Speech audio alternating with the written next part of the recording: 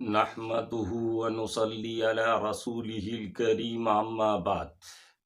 میرے پیارے پیارے بھائیوں اور بہنوں، السلام علیکم ورحمۃ اللہ وبرکاتہ۔ میرے رب نے فرمایا، اچھا دیکھ لے، اسے تو نے مجھ پر بزرگی تو دی ہے، لیکن اگر مجھے بھی قیامت تک تو نے ڈھیل دی تو میں اس کی اولاد کو بجز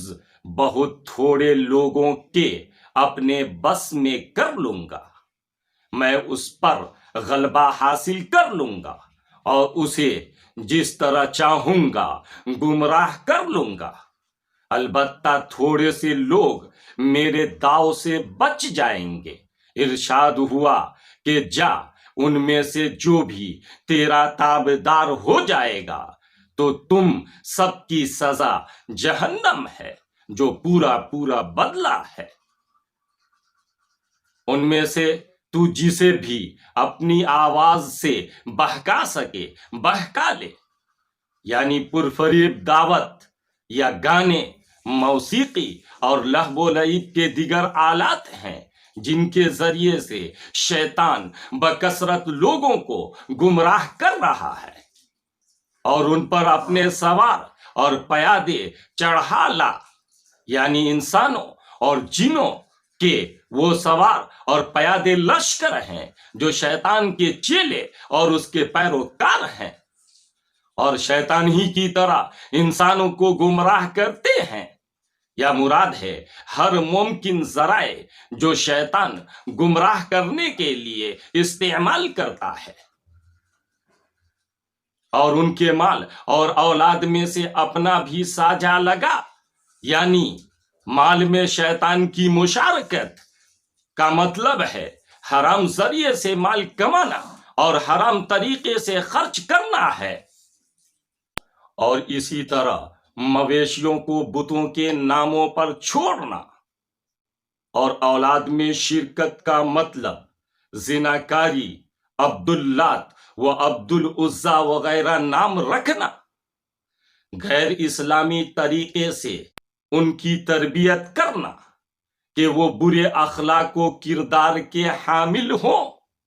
ان کو تندرستی کے خوف سے ہلاک یا زندہ درگور کر دینا، اولاد کو مجوسی، یہودی و نصرانی وغیرہ بنانا، اور بغیر مسنون دعا پڑھے بیوی سے ہم بستری کرنا وغیرہ ہے۔ ان تمام صورتوں میں شیطان کی شرکت ہو جاتی ہے، اور انہیں جھوٹے وعدے دے لے، ان سے جتنے بھی وعدے شیطان کے ہوتے ہیں سب کے سب سراسر فریب ہیں۔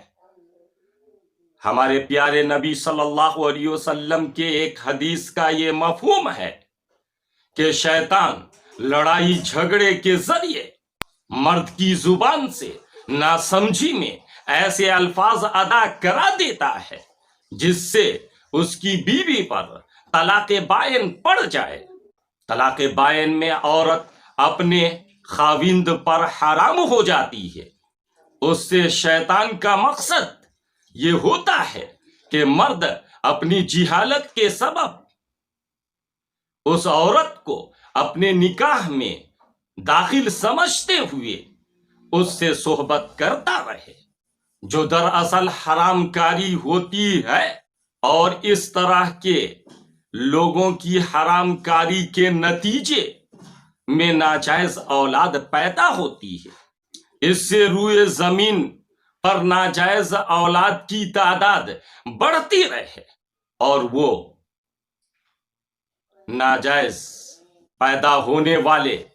لوگ دنیا میں فسق و فجور اور گناہ و معصیت پھیلاتے رہیں۔ وما علینا الا البلاغ۔